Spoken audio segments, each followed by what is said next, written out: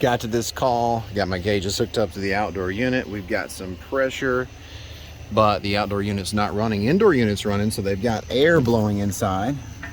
And I took the front cover off of the contactor. Looks like it's pulled in.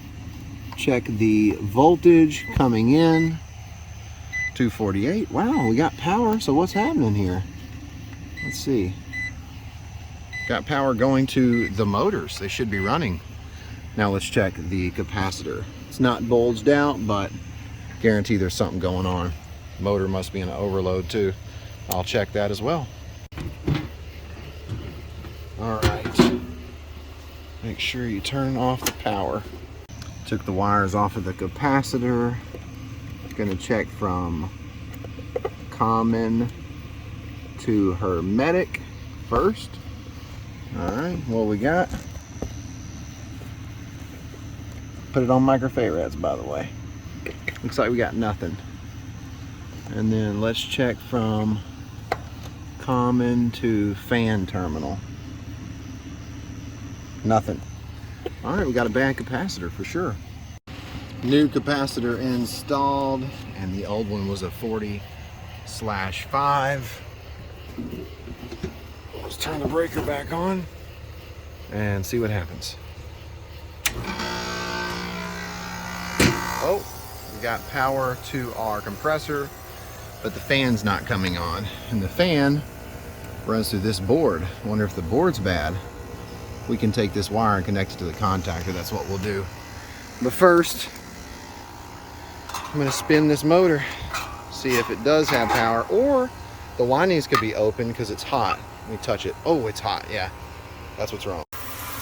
Cooling that motor off now. In the meantime, I'm going to show you how to read with your meter and know for sure that the motor has open windings. So it's got thermal protection and it's not going to run because, of course, the windings are open. Okay? All right. Let me show you. See that thermal overload there for the motor? You can see it's labeled IO, internal overload. And whenever this motor gets too hot, it breaks the circuit. That black wire goes straight back to the DF2 terminal, and that is the defrost board's relay, okay? So you got 3 wires, black, purple, and brown.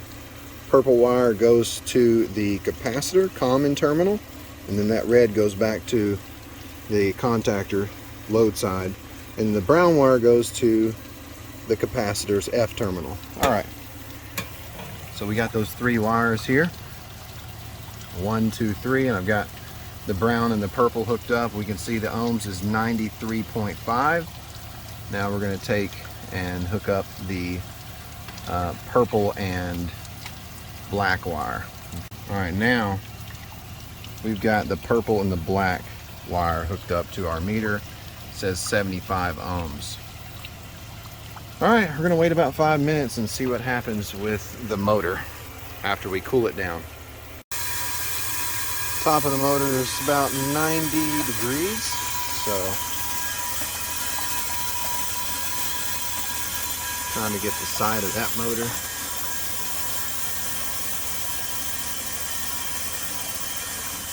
So it's starting to cool down, almost ready. It's been about 10 or 15 minutes. I got the meter hooked up to the winding. Still it's on ohms, and it looks like as the motor cools down, the resistance reading changes. It gets lower and lower. And you can see I've still got the wires hooked up there to the same windings. So interesting. Let's go ahead and turn the water off and see if the motor starts. It's cool now. Beautiful. We got to hook our wires back up too.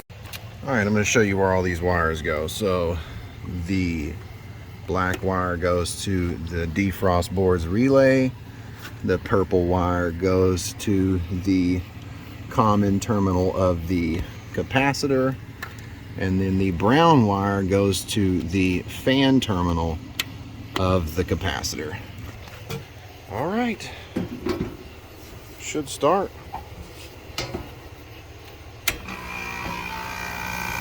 Beautiful. And that's how you get it back up and running.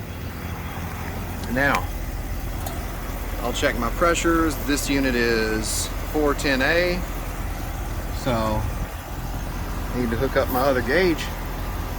See what we got. We should have about probably 150 and 350. It's a little hot inside, so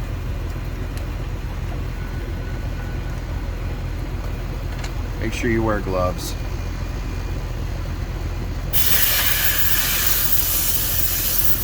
You don't want to burn your fingers. Oh, a little low, huh? Interesting. So we got some other issues here. 90 and 290. All right. Time to check some liquid levels. Superheat and subcool. All right.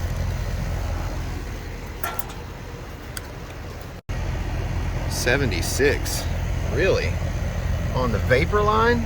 No. It's way too low. All right, let's get some refrigerant.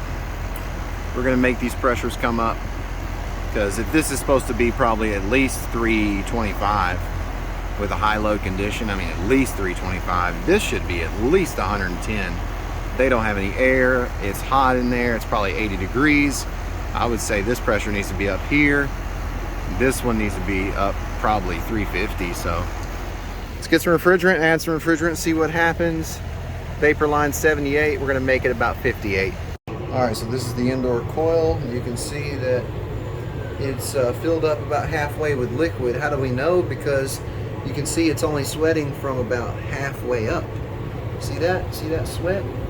And then from here up, no sweat. You feel it, it's not cold. And I'm using my dual induct cycrometer to check temperature.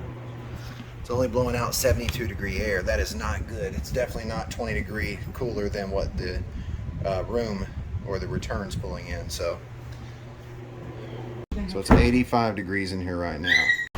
Okay, so waited a little while. Now my pressures have come up to 125 and 350. Vapor line's temperature is still 78 though. So these are pretty good pressures, but vapor line temperature is not right. I'm gonna check the liquid line temperature, check my subcooling, but you can see that evaporator does not have a full column of liquid. The evaporator is definitely not full, so we definitely need some refrigerant. Using my truck lights to provide light. It's very nice. Yay! Adding a little bit of refrigerant.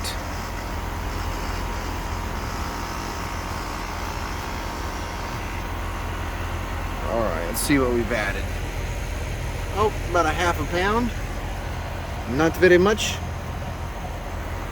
I think I'm gonna keep it there at a half a pound because it's 85 in there, and now we're lined up with the 50 mark. So I think we're good now. Now let it set about 15 minutes and run and see what that inside supply temperature is. I think that's gonna be all the refrigerant I'm gonna be adding. I know that because we've hit the sweet spot.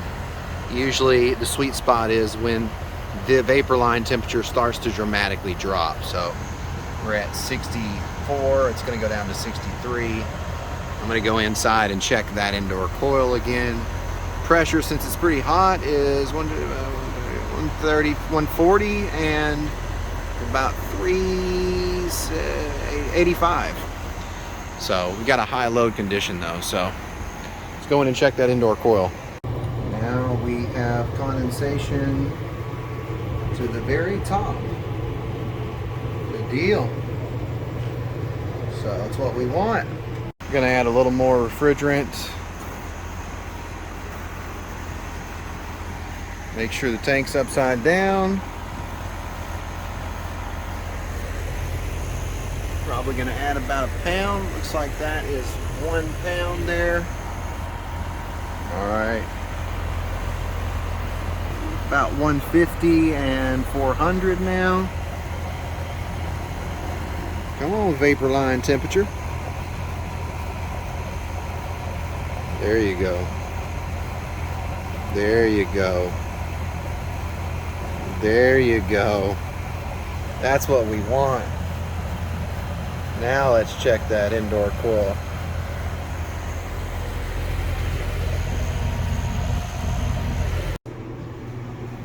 All right, so now it's sweating both sides all the way to the top. Coil's filled up.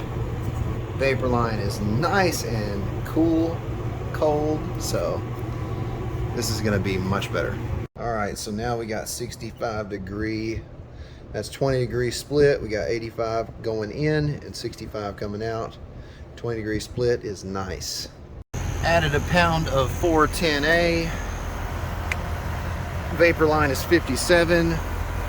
Suction pressure is 140. Head pressure is 400. Indoor evaporator coils filled up with refrigerant. Always check superheat and subcooling, but notice what your metering device is. That was an indoor orifice, not a TXV, so make sure that you get your superheat right. But also check superheat and subcooling. If you need to know how to do that, check out my playlist, HVAC Tips for Technicians. Look at this. Would you just look at it? It's ridiculous. By the way, this is a call at 10 o'clock. Oh wait, I'm sorry, it's almost 11 o'clock. See what that says on there? 10:42. If you're gonna be an HVAC technician, don't expect to not work on the weekend. Been on call for well over 10 years. And this is Sunday, almost 11 o'clock. No big deal. Get it done, and then you don't have to worry about it during the week. Also, working on the weekend, it's a little bit easier because, well, you just don't have the rush unless you got like 20 calls, which I don't. I've only had like 3 today, so no big deal. Some days you'll have lots of calls on the weekend, but some days you won't. You maybe have 1, 2. They may not be at the most convenient time, but that's okay.